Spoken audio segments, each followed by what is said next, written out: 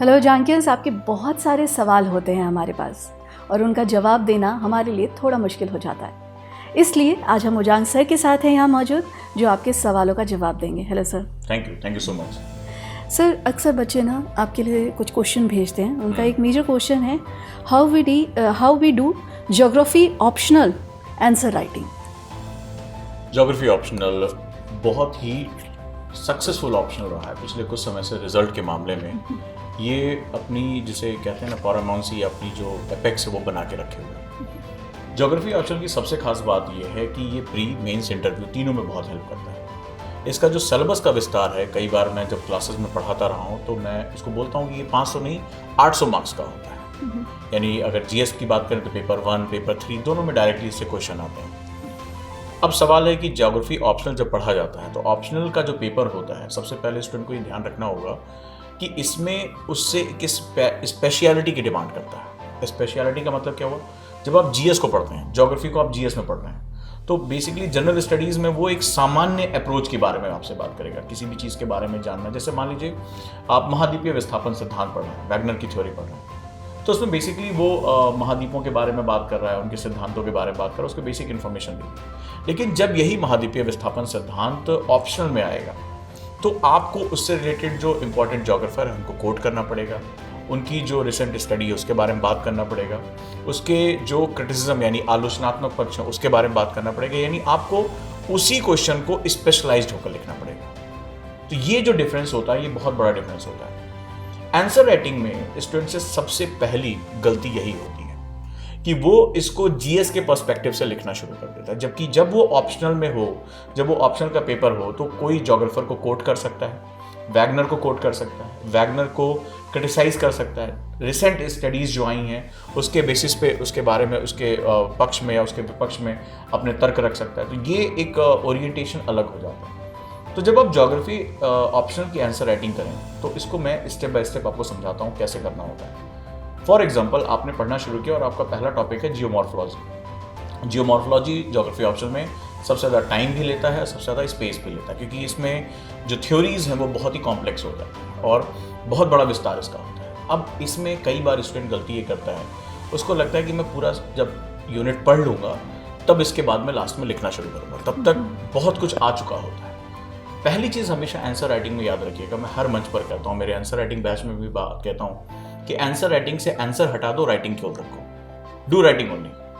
और राइटिंग का जो पहला मकसद होता है वो ये नहीं होता है कि आपको कितनी नॉलेज है और वो ज्ञान आपको कहाँ बघारना है। पहला जो मकसद होता है, मैं एनएलपी ट्रेनर हूँ, उस बेसिस पे बता रहा हूँ कि मोटर एक्टिविटी को एस्टैब्लिश करना होता है। यानी आपका दिमाग जो सोच रहा है और आपका हाथ, जो न्यूरॉन्स इसके साथ अटैच होते हैं, वो हाथ उसी हिसाब से चलना चाहिए। जब कोई छोटा बच्चा होता है, मैंने एग्जांपल पहले भी लिया है कि जब कोई छोटा बच्चा होता है तो माँ बाप उसको बेसिकली मोटर एक्टिविटी चेक करते हैं कि वो प्रॉपरली कोई चीज़ पकड़ना सीख रहा है, चलना सीख रहा है कि नहीं सीख रहा है, कदम उसके कैसे रख रहा है। फिर धीरे धीरे वो अपने स्टेप्स को लर्न कर लेता है, उसको फिर सोचना नहीं पड़ता, वो धीरे धीरे बैलेंस बनाना सीख जाता है। जब पहली बार आपने भी कदम लिए होंगे तो आपको पहला कदम रखने में आपकी बॉडी को डिसबैलेंस बहुत हो रहा होगा। फिर आज की डेट में आपको नहीं समझना पड़ता है कि उठ के, अभी मैंने कहा उठ के और चलना शुरू करिए, तो आपको ये नहीं ध्यान देना पड़ेगा कि सेंटर ऑफ ग्रेविटी कितनी कैलकुलेट हो रही है, कहाँ है मेरी सेंटर ऑफ ग्रेविटी। तो राइटिंग जो होती है वो अभ्यास की पहली शर्त होती है, प्रैक्टिस की पहली शर्त होती है। तो इसमें बेसिकली करना है, जैसे मान लीजिए आप अभी डेविस का ट्रायो पढ़ रहे हैं, तो डेविस के ट्रायो में आपने सिंपल सा, कुछ नहीं, सिंपल सा क्वेश्चन बना लिया, क्या, क्यों, कैसे, कहाँ, कब, किस लिए। आपने कहा डेविस का ट्रायो क्या, खुद छोटा सा एक ब्रीफ नोट्स बना लिया और जो भी आपको समझ में आया होगा। तो उसमें कई बार बच्चे बहुत ही हाइपोथेटिकल हो जाते हैं कि नहीं, प्रसंग लिखेंगे, व्याख्या लिखेंगे, उपसंहार लिखेंगे, इसी चक्कर में वो कभी शुरुआत नहीं कर पाते, कॉम्प्लिकेटेड बना देते, बहुत कॉम्प्लिकेटेड। एक कॉन्सेप्ट बताता हूँ, कॉन्सेप्ट ऑफ किस, बहुत सुना होगा तुम लोगों ने, लेकिन ये किस दूसरी है, that is keep it simple. तो चीज़ों को सिंपल रखने की आदत डालो और जो भी पॉइंट समझ में आ रहे हैं उसको लिखो। यहाँ कई बार हम बहुत बड़ी बड़ी उम्मीदें कर लेते हैं कि जब पहली बार कलम उठेगी तो इतिहास लिखा जाएगा, एग्जामिनर की आंखों से आंसू आ जाएंगे, ऐसा कुछ नहीं होने वाला। पहले आप जो भी पढ़ रहे हो उसको उसी दिन, आज आपने, टीचर ने आपको कुछ पढ़ाया, डेविस को पढ़ाया, पेंग को पढ़ाया, वाल्टर जो इसके बारे में इंफॉर्मेशन दी, वैगनर पढ़ा, छोटे छोटे सिंपल क्वेश्चन बना लो और इस पर सिंपल पॉइंट्स लिख लो। जरूरी नहीं कि उसमें प्रसंग हो, व्याख्या हो, इसकी हैबिट डालो। जब धीरे धीरे जो तुम्हारे दिमाग में विचार आ रहे हैं, जब वो कागज पे आने शुरू हो जाएंगे तो तुम्हारा एक स्ट्रक्चर तैयार होगा। फिर इसमें थोड़ा सा और स्पेशलिटी लेकर आओ कि चलो हम स्टार्टिंग किसी कोड से करते हैं, किसी जोग्राफर को कोड करते हैं, तुम्हें लिंक खुद ही होने लगेगा, स्टॉलर ने क्या कहा, डेविस ने क्या कहा, इनको जो है पावेल ने क्या कहा, तो आपको धीरे धीरे वो इंटरेस्ट आएगा, फिर उसमें आपने जोड़ना शुरू किया। फिर आपको धीरे धीरे प्रैक्टिस होगी, आप कंक्लूजन लिखना शुरू कर दोगे, उसको क्रिटिसिज्म करना शुरू कर दोगे। तो किसी जोग्राफर को क्रिटिसाइज करने के लिए दूसरे जोग्राफर की नॉलेज बहुत अच्छी होनी चाहिए। फिर आपको पता चलेगा कि हम क्रिटिसिज्म भी कई तरीके से कर सकते हैं, हम एक ही पॉइंट में कर सकते हैं, कंपैरेटिव पॉइंट बना सकते हैं। These are the skills. So first चीज है कि आप लिखना शुरू करो। तो अगर ज्योग्राफी ऑप्शनल या जीएस में आंसर राइटिंग करना चाहते हो तो सबसे पहले राइटिंग शुरू कर दो। जो भी आपके पास इंफॉर्मेशन है उसको लिखो, उस पर कोई बहुत ज़्यादा विद्वता मत डालो कि नहीं जब तक ये स्ट्रक्चर नहीं आ जाएगा तब तक हम नहीं कर सकते। प्रैक्टिस सबसे पहले शुरू करो। फिर ऑप्शनल में जब आप आगे बढ़ो तो इसमें आप ध्यान रखो कि आपसे जो रिक्वायरमेंट होगी वो स्पेशलिटी की रिक्वायरमेंट है, यानी आपको थोड़ी स्टडी करनी होगी, अपने टीचर से कुछ ज़्यादा आपको मटेरियल लेना होगा, आपको एक तरह से कोट करना होगा, स्टडीज़ डालनी पड़ेगी, रिसेंट जो है वो खोजों के बारे में बताना पड़ेगा, तब जाकर आपके पास एक नया डायमेंशन क्रिएट हो पाएगा और आप एक अच्छा आंसर लिख पाएंगे। और बार बार मैं कहता रहा हूँ कि यूपीएससी की प्रिपरेशन में ऑप्शनल को कभी हल्के में मत लेना। ऑप्शनल यूपीएससी के दरवाजे को पार करने की कुंजी होती है। जिस स्टूडेंट ने 300+ मार्क्स टच कर लिए उसको फाइनल लिस्ट में आने से कोई रोक नहीं सकता। और ज्योग्राफी ऑप्शनल तो इतना पावरफुल ऑप्शनल है कि मैं इसको 500 नहीं, इसको 800 मार्क्स का कहता हूँ। जिसकी ज्योग्राफी ऑप्शनल में पकड़ बहुत अच्छी होगी, स्ट्रांग होगा, वो जीएस का पेपर ऑटोमेटिकली बहुत बढ़िया करके जाएगा। तो उसके लिए तो रैंक ऊपर करना बहुत ही आसान काम हो जाएगा। तो अगर मकसद बहुत क्लियर है, मैसेज बहुत क्लियर है आपको, आज से स्टार्ट कर दो अपनी राइटिंग। कुछ नहीं, यहीं से शुरू करो। ज्योग्राफी ऑप्शनल क्या है, यहीं से शुरू करो। ज्योग्राफी क्या है, टॉलेमी ने क्या कहा, कोपरनिकस ने क्या कहा, शुरू करो। यानी अब से अगर आप मार्क्स अच्छा करना चाहते हो तो एक बात ध्यान रखो, मुंह बंद करो, कलम से बोलना शुरू करो। थोड़ी देर के लिए फील करो कि कुछ समय के लिए तुम्हारी आवाज़ चली गई है, जो भी बोलूँगा वो लिख कर बोलूँगा।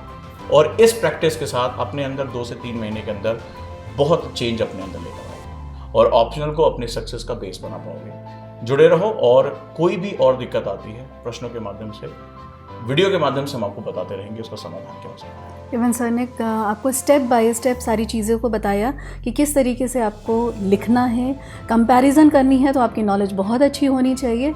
एक चीज़ है सर, जिस तरीके से हमने सिस्टमेटिक वे से समझाया, उन्हें कॉन्सेप्ट तो क्लियर हो गया, क्या हम इसके लिए कोई क्लास भी करते हैं?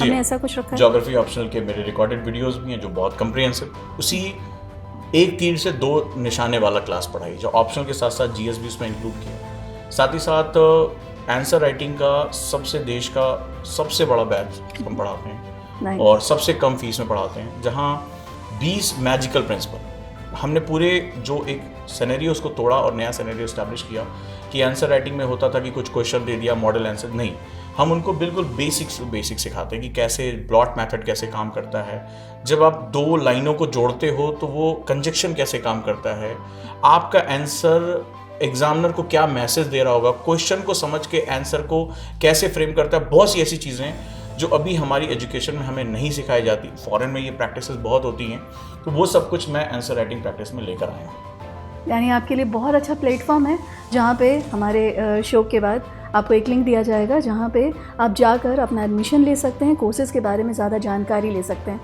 Thank you so much sir, जिस तरीके से आपने बच्चों को ब्रीफ किया, मैं सवाल पूछना ही भूल गई थी। मुझे ऐसा लग रहा था मैं भी क्लास में बैठी हूँ and just I am listening you, मैं सुन रही थी। आई होप कि आपको भी अच्छा लगा होगा, आपको भी थोड़ी कंफ्यूजन जितनी भी नोट्स बनाने की थी वो दूर हो गई होगी। और क्लास अगर आप सर की ज्वाइन कर लेते हैं, आप उनके बैचेस को ज्वाइन करते हैं, तो आपका कॉन्सेप्ट और भी क्लियर हो जाएगा।